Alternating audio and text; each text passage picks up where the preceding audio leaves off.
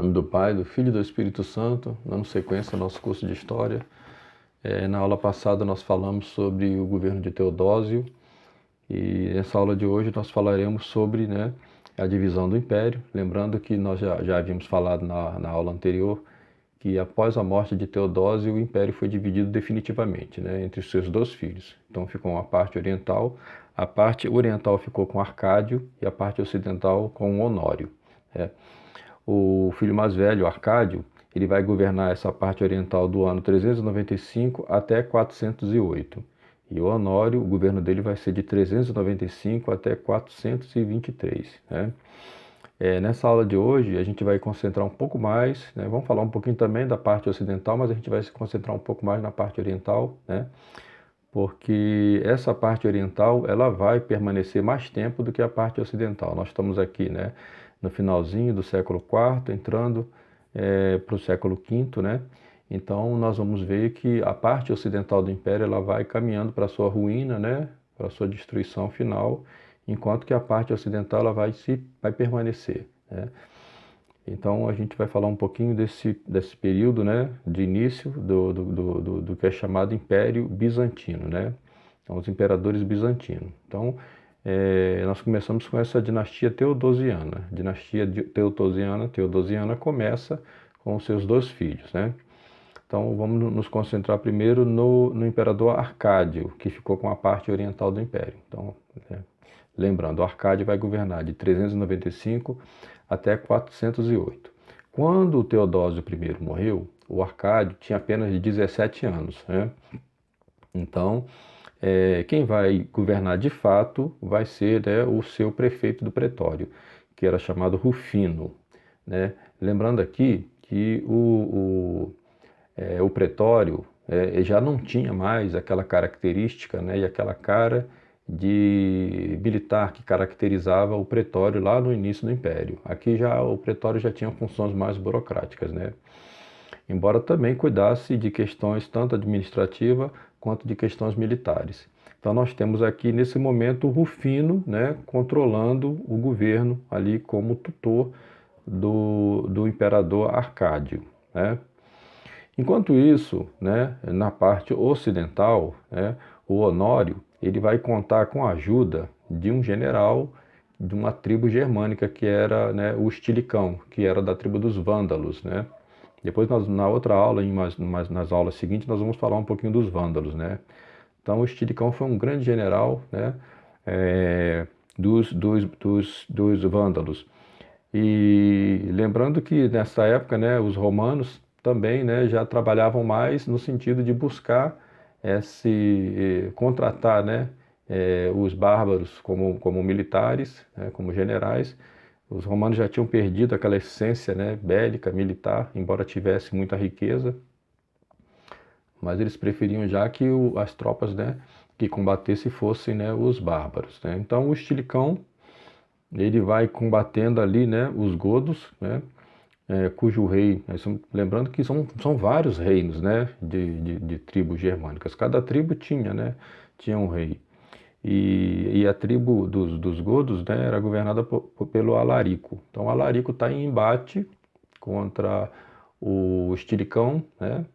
Então o Estilicão vai empurrando as tropas dele em direção ao Alarico. O Alarico vai sendo forçado a recuar e indo para a parte oriental do Império, até chegar ali na Península Balcânica, onde hoje é a Grécia. A Grécia Antiga, ela na realidade ocupava toda aquela região da Península Balcânica, eram aquelas cidades-estados.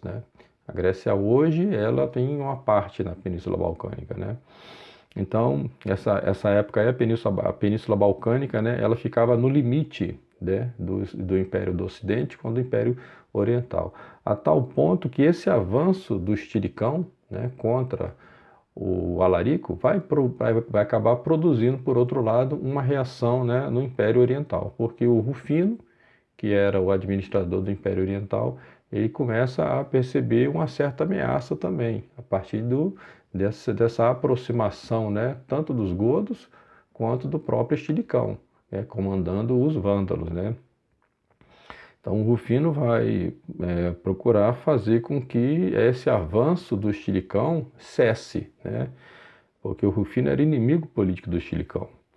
Então o Rufino manda uma mensagem para que o Stilicão, né, cesse esse avanço, porque está muito próximo da fronteira do Império Oriental. Então o Stilicão vai recuar, né?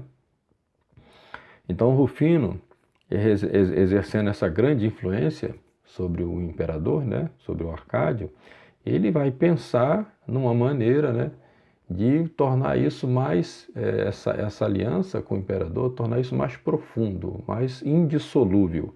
Então ele vai arranjar um casamento, né, da filha dele com o imperador Arcádio. Vai combinar tudo, né, e vai dar sua filha em casamento com Arcádio. É lógico que ele está pensando, né, já na sucessão imperial. Então marca o casamento, né, então vai sair um cortejo, né? Esse cortejo que deveria se dirigir até a casa do Rufino, né? Com o imperador,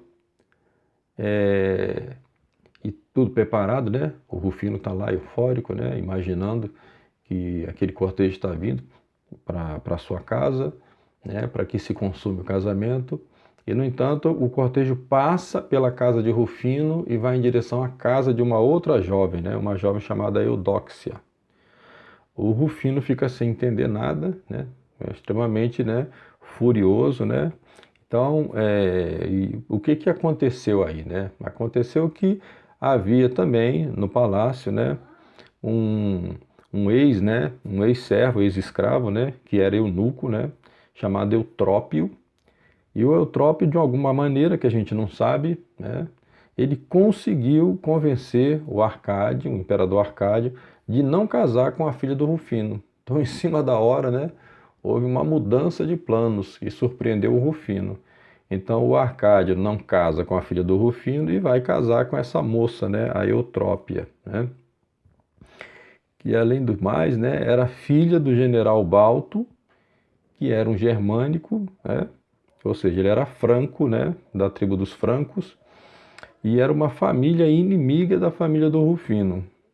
Então, a partir daqui, Rufino vai perdendo a sua influência, né, no reinado do Arcádio e gradativamente vai perdendo a sua força até que ele acaba sendo morto, né, por um soldado a mando do Stilicão, né?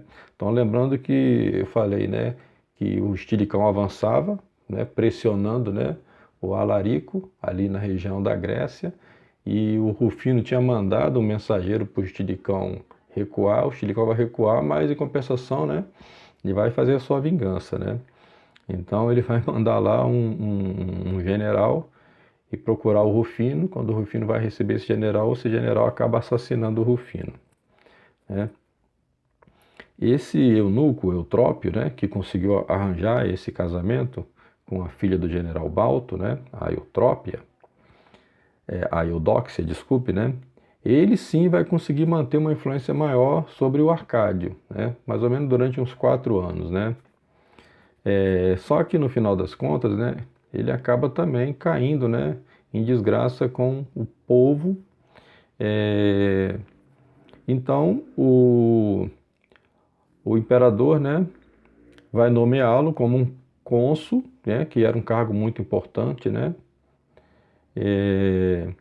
mas também, né, o Eutrópio, ele acaba sendo assassinado, né? Ele não era bem visto justamente por ele ser um ex-escravo, por ser um eunuco, né, e acaba sendo assassinado. A Eudóxia, né, que havia se casado com o imperador, né, com o Arcádio, na realidade ela vai governar mais do que o próprio Arcádio, né?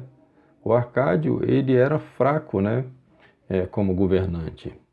E a Eudóxia vai ter muita influência sobre ele, né? A tal ponto que é aqui que vai acontecer aquele fato famoso, né, de São João Crisóstomo, né? São João Crisóstomo, ele era conhecido como, né, boca de ouro, né, devido, né, à sua sabedoria, né, o santo, né, e ele era o patriarca, né, de Constantinopla. Então, ele vai denunciar, né, essa influência, né, da Eudóxia sobre o imperador, né? No ano 404, a Eudóxia vai conseguir, né, ela vai fazer uma perseguição contra São João Crisóstomo, né, e vai conseguir fazer com que ele perca, né, o posto de arcebispo, né, ou de patriarca de Constantinopla. Mas ela morre nesse mesmo ano que ela faz isso, no ano 404. Né? No ano 404 ela persegue São João Crisóstomo, né? E no mesmo ano ela acaba morrendo. Então, a partir da morte, né, da Eudóxia, Antêmio vai ser o novo prefeito do pretório. Então ele vai assumir o controle sobre o imperador, né? E a partir daí, né, com essa influência do Antêmio crescente, né, sobre o imperador Arcádio, isso vai durar até o final do reinado do Arcádio. Alarico, né, lembra aqui, o Alarico era, né, o rei dos godos, né? Então o Alarico vai saquear a Península Balcânica, né? O Arcádio vai tentar nomear o Alarico como general. Olha que coisa interessante, né? Como é que estavam esses imperadores romanos, né? Eles não tinham mais aquele vigor para lutar, né, contra os bárbaros, então eles passavam a negociar com os bárbaros. Então, olha o que vai fazer, né, o imperador Arcádio. Ele vai chamar o Alarico para conversar e vai fazer uma proposta para o Alarico, né? Vai nomear o Alarico como general máximo do exército, né? É claro que o Alarico vai aceitar isso, né?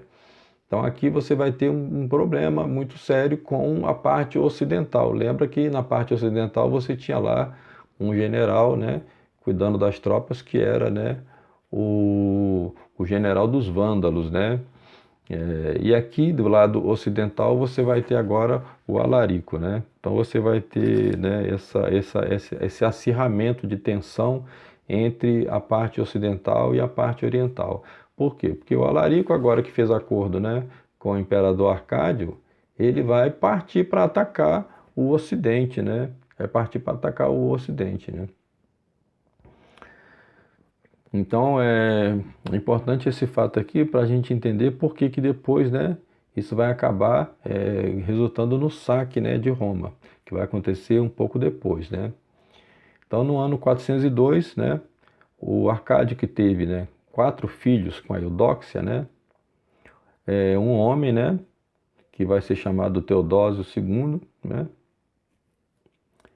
que tinha sido já nomeado pelo pai como co-augusto, né, e 3 filhas, né? Então ele tem 4 filhos, um homem e três mulheres, né? Então o filho dele é que vai ser o seu sucessor, vai ser o Teodósio II. Já que o Arcádio morre no ano 408, né? Então quando ele morre, o filho dele, que era o co-augusto, né, vai virar imperador, vai assumir, né, como Teodósio II.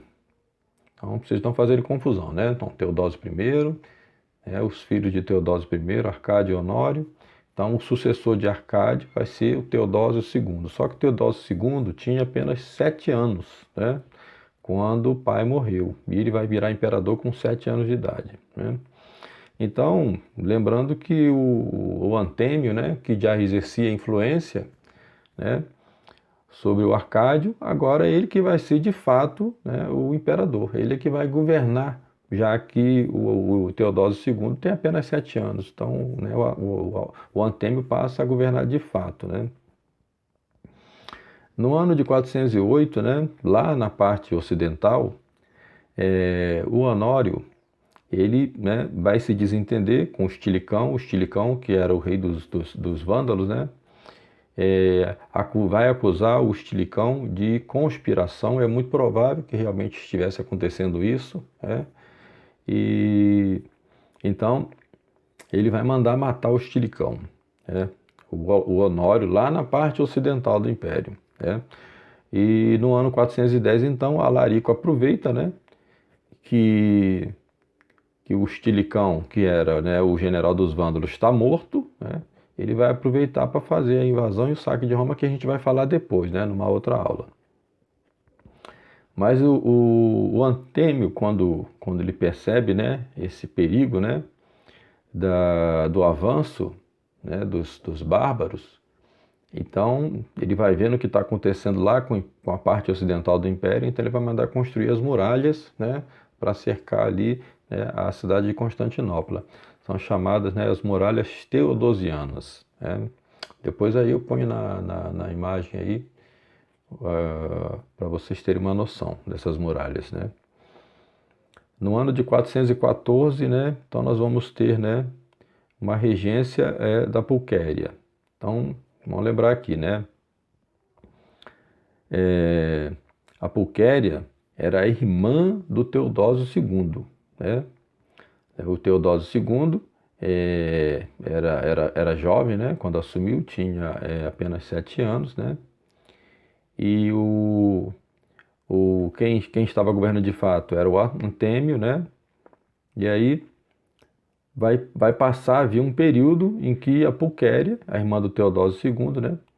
Ela vai governar de forma, né, regencial, um período temporário, até que o Teodósio II, né, completa finalmente, né, uma idade a qual ele é capaz de assumir o trono, né? 2 anos depois, né, são no ano de 416, né, Teodósio II assume o, o império definitivamente, né? Então Teodósio II vai ter um império bem longo, né? E lá na fronteira oriental ele vai ter muitos problemas, né, com os sassânidas, né? Tem vários conflitos com os sassânidas e também com os hunos, né? Nós vamos falar dos hunos também daqui a pouquinho, né? Porque o Teodósio II, né, ele, ele não vai ter, ele não vai ter meios, né, para combater os hunos, né?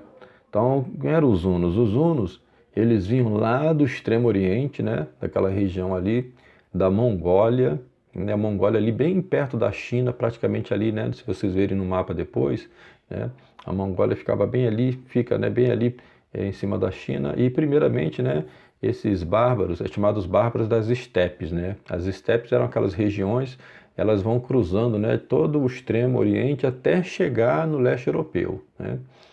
Então, primeiramente, né, esses bárbaros das estepes, né, eles eram seminômades, né, extremamente selvagens, né.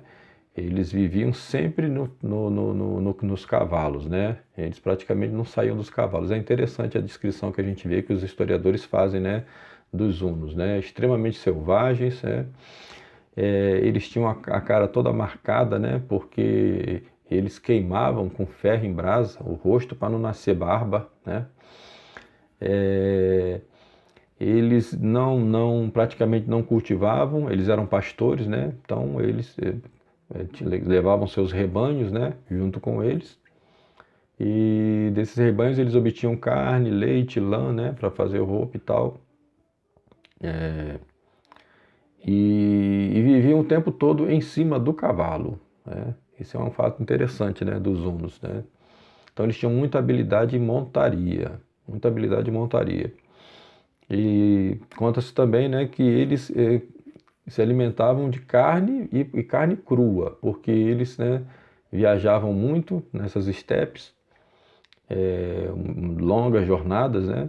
Então eles punham a carne na perna, né? Sentavam no cavalo, punha a carne embaixo da coxa e depois, né, aqueles suor das suas pernas ali naquela carne, e eles ali, então depois eles iam comer aquela carne. Mas assim, é uma coisa, né, extremamente selvagem, os hunos. Mas os hunos, eles desenvolveram táticas de guerra muito eficientes, né, e eles aprimoraram o ataque com arco, né. Então o arco é geralmente utilizado, né, é aquele arco simples, né, que precisa você fazer muita força para esticar, né? E porque quanto mais você esticar, maior a distância que você vai lançar a flecha, e você precisa ter um apoio nas pernas, né? Fixar bem as pernas para ter essa força no braço e esticar, né? Então os hunos vão desenvolver um novo sistema de arco, um arco curvado com a curva para cima, né?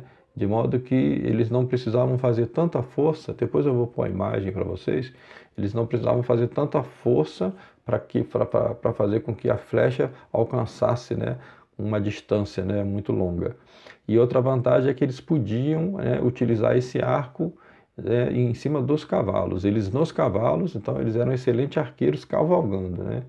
Eles atiravam para várias direções em cima do cavalo.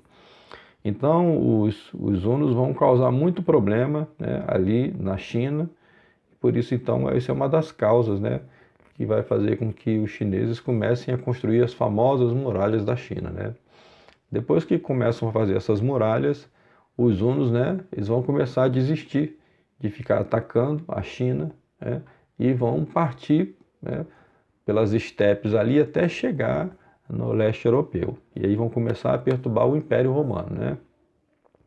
Vão começar a atacar o Império Romano. Então, o governo, né, do Teodósio II vai começar a negociar com os hunos, porque os hunos vão ter uma fama, né, de invencibilidade, né? Ninguém conseguia enfrentar os hunos. Cada vez que os hunos avançavam, né, os outros bárbaros, os bárbaros germânicos, né, eles recuavam e adentravam mais para o Império Romano, porque eles temiam os hunos, né? Os hunos eram extremamente ferozes, extremamente cruéis, né? Então, o acordo com os hunos e Teodósio II vai ser um acordo à base de ouro, né? Então ele vai propor e os hunos vão aceitar, né? Pagar cerca de 160 quilos de ouro por ano para os hunos, né? Então, para os hunos não atacarem a parte oriental do império, né? Todos os anos um tributo de 160. É claro que para o imperador, né, Teodósio II, ele não vai considerar isso como sendo um tributo ou como sendo, né, um suborno, vamos dizer assim, para que os hunos não ataquem. Ele vai contar como sendo um prêmio, né, para que os hunos ali ajudem a guardar as fronteiras da parte oriental do império, né. No ano 423, o Honório vai morrer lá no Ocidente, né. Então, o Honório morre, mas não deixa nenhum descendente. Aí olha só o problema que vai dar, porque a gente já sabe o que acontece, né? Quando morre um imperador romano sem deixar nenhum descendente. Aí vai acontecer o quê? Um usurpador, né, vai assumir o trono, né? Esse usurpador vai ser um general chamado, vai ficar conhecido como João. João o Usurpador, né? O Teodósio I, né, teve 3 filhos, né? O governo, né, do Império Romano ficou dividido entre seus 2 filhos homens, né? O Arcádio e o Honório. Então, o Honório no Ocidente e o Arcádio no Oriente, né? Então, pra vocês entenderem aí, né? O Arcádio casado com a Eudóxia. O Honório não casou, vai acabar não deixando nenhum descendente, né? E a irmã dele se chamava Gala Placídia. Então, a Gala Placídia, quando acontece a morte do seu irmão, né, do Honório, lá no Ocidente, ela vai reclamar o trono para o seu filho, né, que era, na verdade, o sobrinho, né, do Honório, chamado Valentiniano III, né. Mas o João, o usurpador, tinha tomado o trono, né. Então, a Gala Placídia, ela vai para o Oriente para pedir ajuda, né, para pedir ajuda a seu irmão, né? Ao seu irmão não, ao seu sobrinho, Teodósio II, né? Teodósio II, então, vai lhe ajudar, né? Até porque, né, o Valentiniano III, que era o filho, né, da Gala Placídia, ele só tinha 5 anos de idade, né? Então, o Teodósio II é que vai ter que resolver o problema. Então, a Gala Placídia vai para o Oriente pedir ajuda para o seu sobrinho, e o Teodósio II, né, vai enviar o seu general, né, para ir lá colocar o João o Usurpador para fora, né. O João o Usurpador vai pedir ajuda de uma figura muito interessante, né, que é o Aécio, né? Vamos falar um pouquinho aqui, abrir um parêntese, né? Para falar um pouquinho desse jovem, né? O Aécio. O Aécio, quando ele era mocinho, né? Ele foi capturado, ele tinha 13 para 14 anos, né? Ele foi capturado e ficou refém dos visigodos, né? Então, quando foi no ano 408, quando ele tinha 17 anos, né? Aí ele vira refém dos hunos. Então ele vai passar boa parte da juventude dele como refém dos bárbaros, né? Ora com os visigodos, né? Ora com os hunos, né? Então ele vai ficar mais tempo com os hunos. Isso aqui é um fator que vai ser importante depois, né? Para a gente entender. Então, o Aécio, ele é chamado assim, é conhecido assim como o último grande general romano, né? Porque à medida em que os romanos tinham perdido aquele caráter de combatente, né? E apelavam sempre para os bárbaros, ou para os bárbaros federados, ou pagando suborno para os bárbaros não atacarem Roma, né? Não atacarem o Império Romano. Então, o Aécio não. O Aécio, como foi criado, né, muito tempo no meio dos bárbaros, ele vai ser um general de grande capacidade, né? Então, o Aécio vai atender o pedido, né, do usurpador. Então, repare aqui, né, que o Aécio está do lado errado, né? Ele tá indo ajudar um usurpador, né, que era o João. E então ele vai até os hunos, pedir ajuda aos hunos, né? Ele tinha um certo respeito perante os hunos, porque ele viveu muito tempo com os hunos, e vai trazer os hunos para combater, né? As forças que o imperador, né? Teodósio II está enviando, né? E aí vai ter esse combate, né? E quando o Aécio, né, liderando, né, um exército de hunos, chega em Roma, né, ele já chega com a notícia de que o João já está morto, né? O general lá, a mando do Teodósio II, já tinha dado cabo do usurpador, né?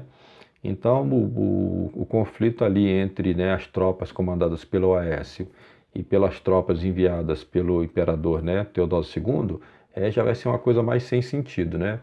Então, os hunos vão embora e aí o Teodósio II consegue colocar lá como imperador de Roma, né, o seu primo, né, o Valentiniano III. Só que o Valentiniano III, né, era um menino, né? Tinha apenas 5 anos de idade nessa época, né? Então, quem vai ficar ali, né, governando mesmo de fato, até que o menino cresça mais e passe a ter, né, capacidade para governar, vai ser a mãe dele, a Gala Placídia, né? Ela vai virar regente, né? Então, ela vai ser regente no Ocidente até que o Valentiniano III alcance, né, a maioridade. E na parte oriental você vai ter, né, o Teodósio II. Então vai estar tudo ali em família, né? Então está garantido ali, né, a dinastia teodosiana. O Teodósio II vai fundar no ano de 425 a Universidade de Constantinopla, né? Então aqui são detalhes muito interessantes que você vai vendo, né? A formação, como vai se formando, né, a Idade Média. Ela vai se formando lentamente aqui, né? E depois ele vai compor, né, o Codex Theodosianus no ano de 429, ou seja, uma reforma geral de todas as leis, né, que depois vai ser melhorada, né, na época do imperador Justiniano, né, que vai ser a grande base do direito da civilização ocidental, né, da cristandade depois, né. Bom, enquanto isso, né, nós estávamos falando um pouquinho dos hunos, né, é muito interessante, né, porque vai acontecer que o rei dos hunos, que era um sujeito chamado Rugar, né, ele vai morrer e quem vai assumir vai ser o sobrinho dele, né, chamado Bleda. Agora, o Bleda era irmão do Átila, né? Aqui que vai entrar a história do Átila, o famoso rei dos hunos, né, que era chamado flagelo de Deus, né? É muito possível que o Átila tenha matado o seu próprio irmão, né, o Bleda, para ele assumir, né, e se tornar o rei dos hunos, né? E aí quando Átila ele se torna o rei dos hunos, né, aquele pagamento em ouro, né, que que o imperador oriental, né, o Teodósio II fazia com o Átila vai ser diferente. O Átila vai, né, multiplicar esse valor, né, até chegar a um ponto insuportável, né? Então, por exemplo, né, ele vai mandar dobrar o tributo, né? Então, eles pagavam lá, né, 160 quilos, né? E quando o Átila vira rei dos Hunos, o Átila vai começar a cobrar 320 quilos de ouro por ano. Teodósio II vai aceitar, né? Depois da morte, né, do, do rei dos Vândalos, né, o Genserico vai se tornar, né, novo rei e vai tomar parte do norte da África. Então lembra lá que o Estiricão, que era o rei, né, dos Hunos, ele cai em desgraça lá com o imperador, né, com o imperador Honório, e acaba sendo morto. E aí quem vai se tornar o general dos vândalos vai ser o Genserico. O Genserico então vai tomar parte do norte da África. Ele vai formar o reino, né, o reino dos vândalos, né. Os imperadores do Ocidente, né, o Valentiniano III e o do Oriente, Teodósio II, né, vão atacar o Genserico, né. Vão atacar o Genserico, os Sassânidas e os Hunos então vão atacar Constantinopla. Então, no momento em que tem essa aliança, né, do Valentiniano III com o Teodósio II contra o Genserico, né, os Sassânidas e os Hunos vão avançar em direção a Constantinopla. Então, as tropas dos imperadores romanos vão ter que recuar para poder combater, né, os Sassânidas e os Hunos ali. O Átila, então, vai aproveitar e vai aumentar o tributo que ele cobrava. Então ele estava cobrando 320 quilos de ouro, ele agora vai cobrar 687 quilos de ouro por ano, né? Teodósio II novamente vai aceitar. Então é na época, né, nesse período aí que vai acontecer a famosa heresia, né, do Nestório, né? A heresia nestoriana, o nestorianismo, né? Nestório era um bispo, né, o patriarca de Constantinopla, né? Então aí essa heresia vai ser combatida, né? E no ano de 431 vai ser convocado, né, o Concílio de Éfeso para poder fazer a definição, né, e esclarecimento da questão, né? Porque de acordo com a heresia nestoriana, né, só havia, né, uma pessoa divina, nosso Senhor Jesus Cristo, né? E portanto, né, essa pessoa divina, que era nosso Senhor Jesus Cristo, ele só tinha, né, uma natureza humana. Então era uma pessoa divina e uma natureza humana. Se fosse dessa maneira, né, então o que aconteceria? Nossa Senhora, ela não seria a mãe de Deus, ela seria apenas a mãe, né, do homem Jesus Cristo, porque ele teria apenas essa natureza humana, né? Então é claro que esse erro tinha que ser combatido, né? Porque nosso Senhor Jesus Cristo, ele é uma pessoa divina, né? Nós já explicamos o que é pessoa lá nas outras aulas, né? Então a Santíssima Trindade são três pessoas, né? O Pai, o Filho e o Espírito Santo e o mesmo Deus, né? Três pessoas, o mesmo Deus.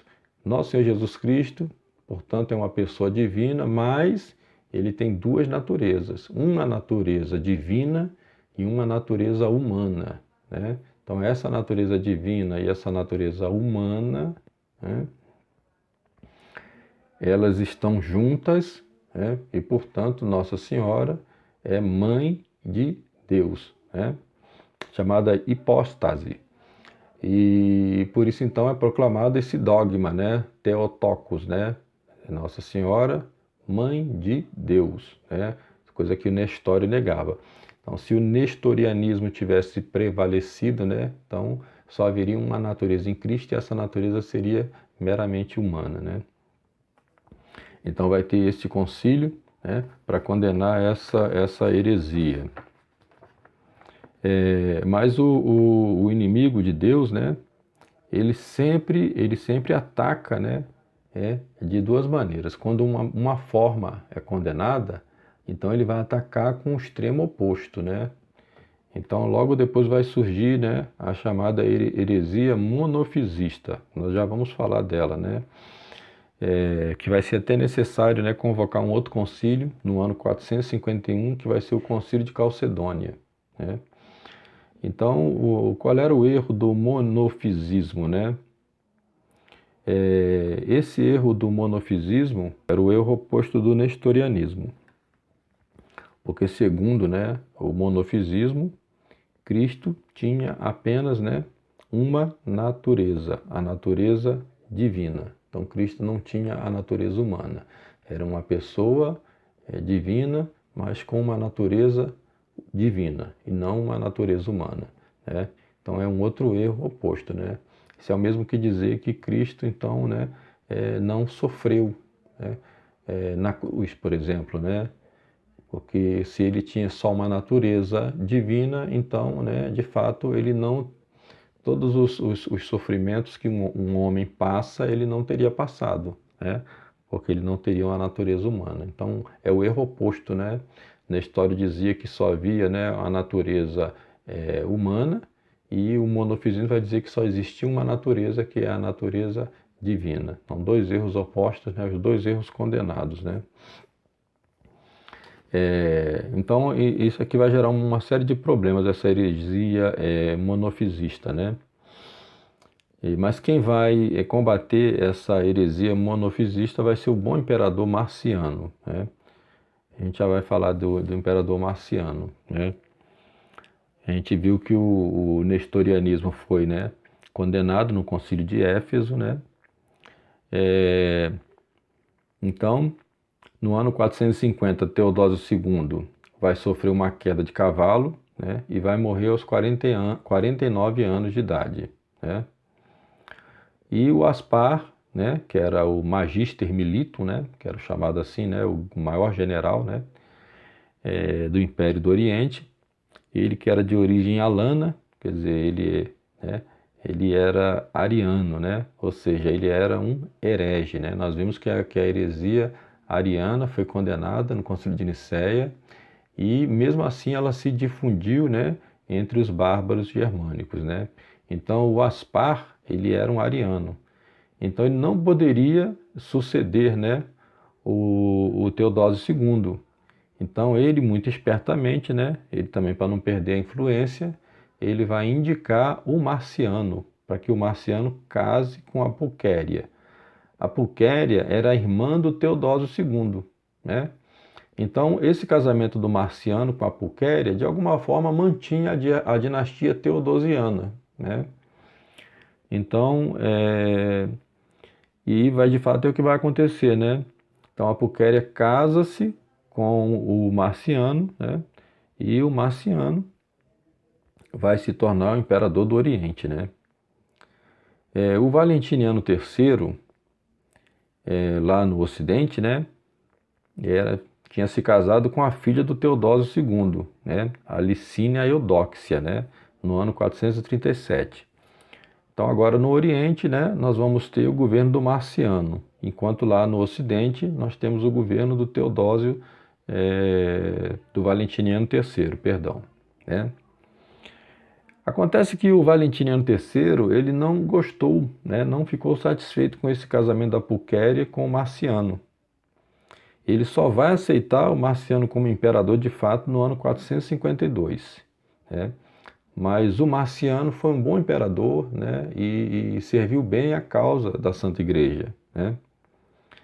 Então, as províncias da Síria e do Egito, como consequência da heresia monofisista, né, eles vão procurar manter essa ideia, né, separatista nacionalista, né, que depois vai ter consequência, né, quando acontecer lá no século VII, né, quando surgir essa religião maometana, né, a seita maometana, quando eles forem invadir essa parte aí, né, e eles vão ter mais facilidade, né, para dominar essas províncias da Síria e do Egito, justamente porque essa heresia monofisista ela vai criar raiz profunda lá, né? Porque se nosso Senhor Jesus Cristo tem apenas uma natureza, né, que é a natureza divina, né, Então vai ser mais fácil para eles aceitarem depois as heresias, né, maometanas.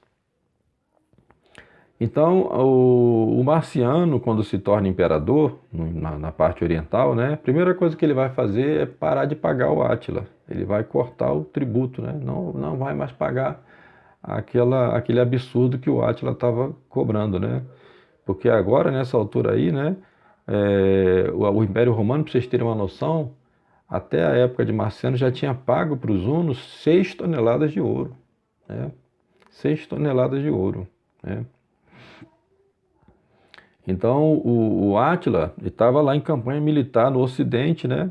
Quando ele vai receber essa notícia de que o Marciano não vai mais pagar tributo para ele vai ficar enfurecido. Ele vai ficar enfurecido. Mas aí vai acontecer um outro fato que é muito interessante, né? Enquanto o Átila, né, que estava em campanha no Ocidente, né, ele estava pensando o que ele ia fazer para resolver o seu problema lá com o Marciano, que não queria mais pagar tributo a ele vai receber uma outra mensagem, né? Ele recebe uma mensagem muito interessante. Nessa mensagem vinha um anel, né? E na realidade era um pedido de socorro, né? Esse pedido de socorro ele vinha da irmã de Valentiniano III, que era o imperador romano do Ocidente, né? Olha que coisa, né? Absurda, né? Essa irmã do Valentiniano III, ela tinha se envolvido lá com um romance com um servo, né? Chamado Eugênio. E aí, quando o Valentiniano III soube, né, que a sua irmã estava, né, apaixonada por um servo, né, ele ficou furioso, furioso com ela, né, furioso com ela, porque era uma desonra muito grande para ele, né. E então ele, né, mata o Eugênio, coitado, né, e a irmã dele, ela vai então pedir essa ajuda para o Átila, né? Só que o Átila, quando receber essa carta, né, ele vai entender essa carta como um pedido de casamento, porque ela tinha mandado o anel, mas ela mandou o anel para provar que a carta era dela mesmo, né, da irmã do imperador. Mas o Átila vai entender aquilo ali como um pedido de casamento. Então ele vai mandar uma resposta para o Valentiniano III, né, dizendo o seguinte: olha, eu quero a minha esposa e eu quero o meu dote, né? Então, lembrando que o dote, né, era aquela porção que o pai, né, da noiva dava para a noiva, né, para garanti-la, né, no casamento. Então, ele vai exigir o dote, que a noiva tem direito, ele considera que ela está pedindo em casamento, né, e o que ele está pedindo agora como dote é metade do império do Ocidente, né. Você imagina a cara que vai fazer o Valentiniano III quando fica sabendo disso, né? Então o Valentiniano III vai ficar furioso, né? Apesar de toda a fama, né, de invencibilidade e tudo, né, que o Átila tinha, né? O Valentiniano III vai chamar o Aécio, né? Lembra do Aécio que eu falei, né? Um grande general. O Aécio tinha ficado lá do lado do usurpador João, né? Mas agora ele estava do lado do Valentiniano III. Então ele vai, né, para o combate contra o Átila, né? E aí vai dar uma surra no Átila, né? Aí que vai acontecer essa coisa, né? A chamada Batalha de Chalons, né? O Átila vai tomar uma surra que ele não esperava, né? Porque o Aécio vai conseguir reunir todas as tribos germânicas, né? Ele tinha tido, lembra que eu falei, né, que ele tinha sido, boa parte da vida dele, tinha ficado ali como refém entre os germânicos, né, e depois entre os vândalos, entre os hunos, né. Então ele conhece os dois lados, então ele vai conseguir reunir, né, uma coalizão com os germânicos e vão partir para cima dos hunos e aí vão dar uma surra nos hunos e o Átila vai fugir, né. Então o Átila vai fugir, né. Mas o Átila vai reunir suas tropas novamente, né? e vai começar, né, a criar novos problemas, né? Ele agora vai partir então para a Itália, Península Itálica, né? E vai avançando, né? Ele vai tomar Milão, vai tomar Aquileia, vai chegar até as portas de Roma. Aí então o Papa, né, Leão I, vai ao encontro de Átila, vai sozinho encontrar o Átila, aquele homem terrível que era chamado Flagelo de Deus, né? E o Papa, né, vai lá conversar com ele. Então vocês imaginem a coragem, né, desse homem, né, do Papa Leão I, né? E ele vai exortar ao Átila, né? E o Átila então vai tomar uma atitude completamente inesperada, né? Ele vai recuar. Ele vai recuar, vai voltar para suas tropas e vai, né, mandar as tropas ir embora. Vai voltar lá para a Hungria, né? A região da Hungria que era lá a base, né, não chegava a ser o Império dos Hunos, né? Mas ali que eles, né, se localizavam naquela região da Hungria, né? Depois ele vai dizer, né? Porque os hunos vão ficar, né, perguntando, mas como é que pode, né, o nosso rei capitular, né, se recuar diante de um homem só, né? E aí o Átila vai falar, não, mas não foi por causa dele, né? Foi por causa daquele soldado que estava em cima dele lá com a espada de fogo, né? Por isso é que eu voltei. Então o Átila viu, né, um anjo do Senhor ali, né, junto com o Papa Leão I. Então o Átila, né, deu no pé. E depois o Átila, né, ele morre numa das suas festas lá, né, bebendo vinho e tal, né, não se sabe exatamente o que deu, pode ter sido um derrame, né, um AVC, né, e ele acabou falecendo, né. Então o Valentiniano III, ele vai, né, dar a sua filha para casar com Aécio, né. E depois o Valentiniano III ele vai acabar se arrependendo, ele vai lembrar, né, que o Aécio, né, tinha ajudado lá o João, né, o usurpador, né, quando ele era menino, né. Então, né, ele vai acabar matando o Aécio. Ele mesmo mata o Aécio, né, com a espada, né. Ele acaba matando o Aécio. E então vocês podem ver aí, né, esse período aí é contado pelo Procópio, né, historiador, também João da Lídia, né, o governo do Marciano, né. O Marciano vai então, né, fazer com que os ostrogodos se estabeleçam na Panônia, né, que era aquela região onde ficavam os hunos, né, a atual Hungria, e também os outros germânicos da região do Danúbio, né. A ideia do Marciano, né, era manter os germânicos afastados, divididos, né, para que ele pudesse controlar melhor a situação. Então, como ele parou de pagar, né, essa carga tributária pesada para os hunos, porque depois da morte do Átila, né, o reino dos hunos vai se desfazer, porque o Átila é um homem sujo, né, teve mulheres várias, então tinham vários filhos, né. Então, depois da morte deles, os filhos deles vão guerrear uns contra os outros, né, pelo poder, e aí vai se desfazendo todo, né, aquilo que os hunos tinham conquistado. Então, você não vai mais ouvir falar dos hunos na história, né? E então, por isso que o governo do Marciano, né, economicamente vai ficar bem, porque não vai parar de pagar. Então, isso vai representar uma grande economia, né, nas finanças, né? O Marciano vai morrer no ano 457, né, com uma gangrena no pé, aos 65 anos de idade, né? E aí o Aspar, né, o ariano, né, aquele que tinha, né, apoiado o Marciano, ele vai então, como ele não pode ser imperador, porque ele é um herege, né, ele vai apoiar um outro general romano que é o Leão I, né? Então aí agora com o Leão I governando o Império Romano na parte oriental, nós vamos ter então o fim da dinastia Teodosiana. Então na próxima aula, né, a gente vai falar mais um pouquinho sobre os bárbaros, né? Agora sobre os bárbaros mais os bárbaros ocidentais. Em nome do Pai, do Filho e do Espírito Santo. Amém.